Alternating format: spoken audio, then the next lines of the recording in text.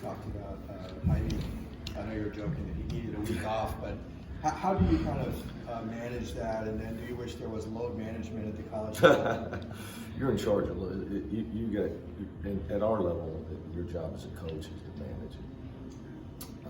We don't play as many games as those guys, but so you can manage it in practice, by telling the guy, get out. So you'll have him sub out. Oh, okay.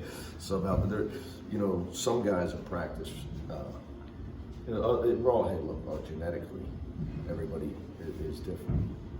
Some guys can handle more than others. So as a college coach, you can control load management because you practice more than you play versus the pros. You play way more than you practice. So some of that is me being, some failed attempts at humor. But it's you got a young kid playing all those minutes. It's hard.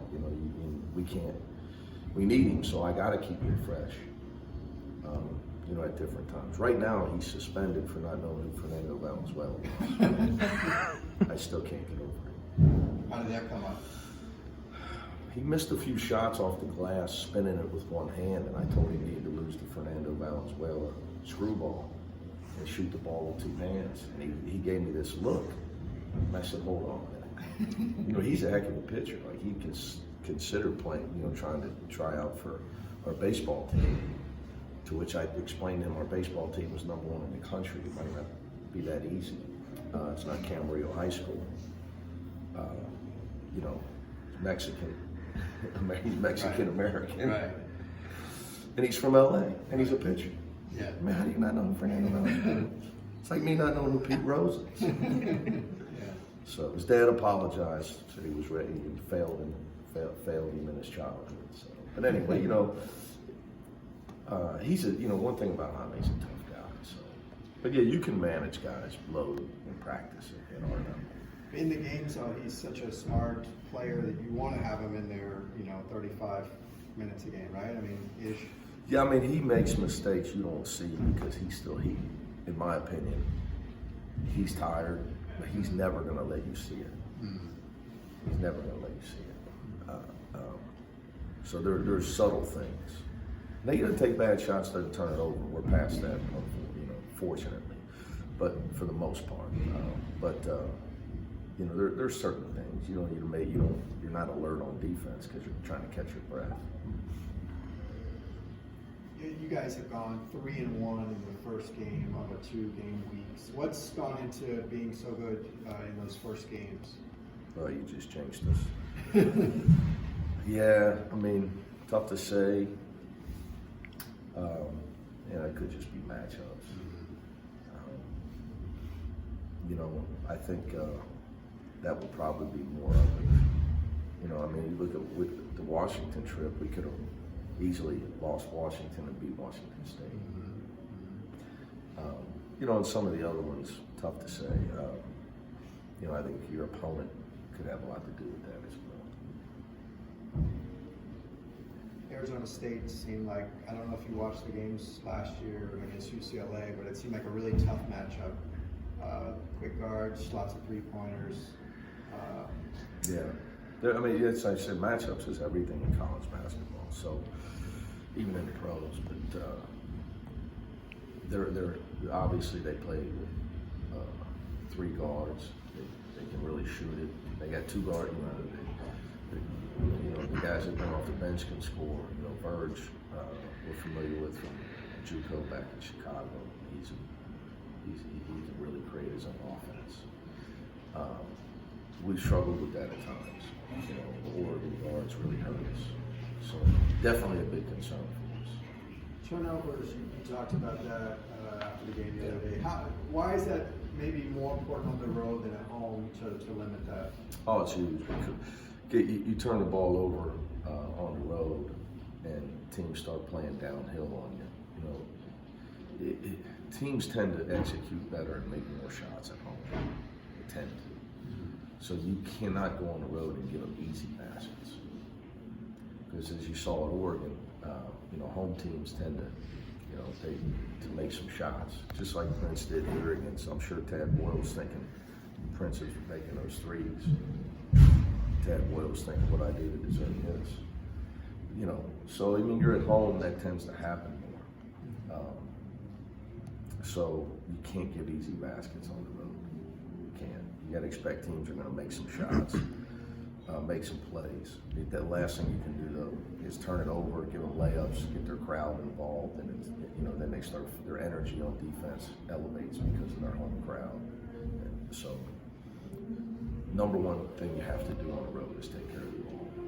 And outside of the Oregon game, you have been doing better in that department recently. What do you think's gone into that? Hopefully experience, you know, guys, you know, like Tiger and Jaime getting older, Jalen getting used to having the ball in his hands.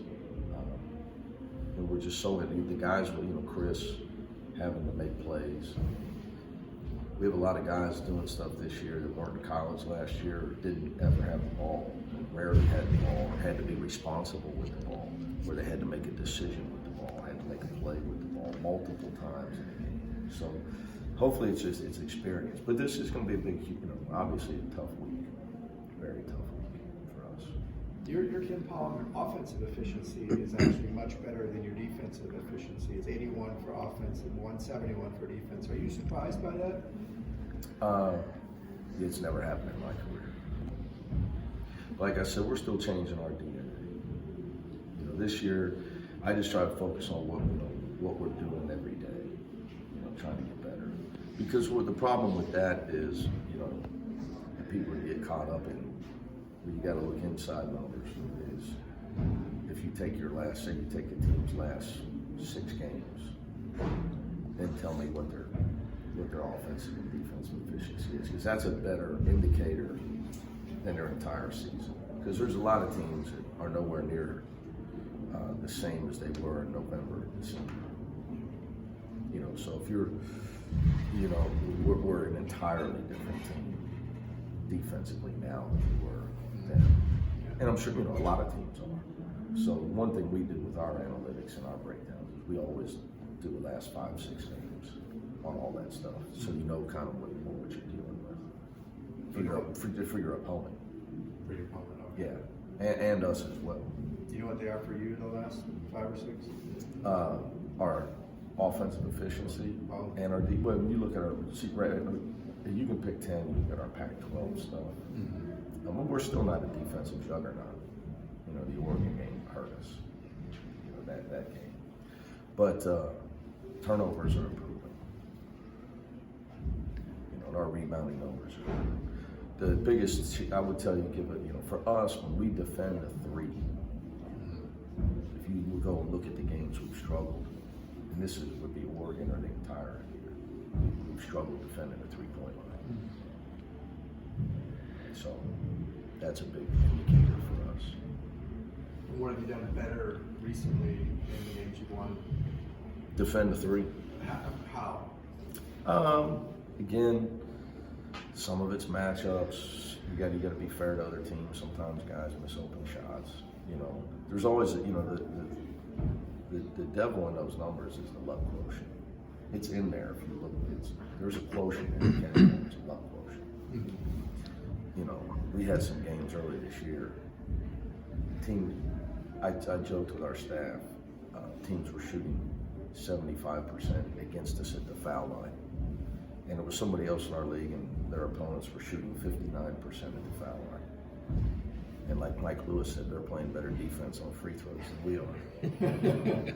So, I mean, there's always that, and it all evens out in the end. That's why you got to stay the course and just, you know, about what you're teaching. We've struggled at, again, when you're building DNA, you know, when to help, how to help. Sometimes we help for no reason. That's still an area where we struggle at times, and at other times, when we do help, we don't help correctly, which would be in the passing lane of the passer to the 3-point shooter. We shrink and we help small and underneath, which allows an easy pass to the shooter instead of helping in the passing lane. But you know, it takes time. I just keep reminding myself. But the difference is now the guys understand. Like, you know, you got a chance to win when Cody Riley's checking in and he's laying on the ground and he's yelling out at his teammates. defensive things that they need to be doing while he's laying at half court, shrinking to get in the game. And he's laying there, and I'm standing there, and he's yelling out at his teammates. And that's a big change for us. Progress. So you're going to be the third week in a row you guys play a ranked team. Obviously last year Pac-12 didn't get much representation in the postseason, but can you just talk about how the conference the league has done this year? Maybe it's surprising or how challenging it's been? Well, you guys will know versus last year, and I don't really look at the net stuff. You guys do probably. Right, to me, there's 5 tournament teams for sure. Be it Arizona, Oregon, Colorado, Stanford, and SC. Which versus how many last year? There's 3, I think. Yeah. 2 or 3. But didn't make it very far. Cal was supposed to be down. Look at their record. All you got to do is look at Washington's record with 2 first-round picks and tell you how good our league is. So there's a lot of talk of, our league. We got some really good teams like Oregon. They take losses. They're going to. Life is tough on the road, and there's good teams in our league. So you guys probably have a better opinion of the last time it was this deep. I don't know. Not that we may not have a team in the top 5 in the country, but our league has great depth. Really, really good depth. I mean, when people talk about, Mark's in his first year at Cal, and they're beating everybody at home. They almost beat Oregon, but I think that's their only home loss in the league. That tells you right there. Or last year, did they win the league game?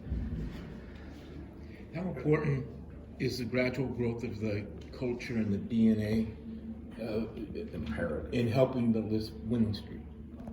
Well, you're not going to win games in this league if you don't defend and take care of the ball and rebound. Then you better tack on that. You got to have a few guys play well and get the ball in the basket for you. You're going to have all 4. Because there's no easy games. I mean, Kyle's totally changed Washington State in a year. They're a tough out. Like I said, Mark Fox has done at Cal. So there's Washington's got their record and they got lottery picks. I mean, so it's hard to win a game. So if we can't win a game by rolling the balls out with talent. Like it's not going to happen. We got to win the game with toughness, togetherness, playing smart, playing to win. All the DNA stuff that I talk about all the time. That's the only way you're going to win. We're not going to roll out there and win. In fact, nobody in this league is going to just roll them out and win with elite talent. It's too hard. There's too many good teams. Are you familiar with the curtain of distraction? You heard of that? I didn't know that's what it was called, but I'm going to assume the free throw thing. Whatever kid, I wish I was in college.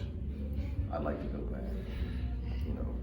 I always tell people, everybody's in a hurry to get to the G League so they can play in front of 200 people that nobody cares league instead of enjoying college basketball. It's an unbelievable thing for a kid. So I wish I could go back, hang out with those guys behind the curtain. Is there a way to prepare for that? Free throws and You have to ask the guys. I mean, if that stuff's bothering you, you're going to struggle in your career. Now, Chris Smith, 85%. He's gone way up. What's gone into that? He's missed entirely too many for me. No, I'm just kidding. He's got a soft touch. He's got a very soft touch. He's got his routine. He's got an easily repeated routine if you watch his form on his free throws.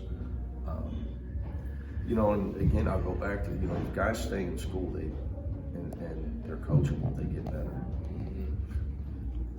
It's really not rocket science.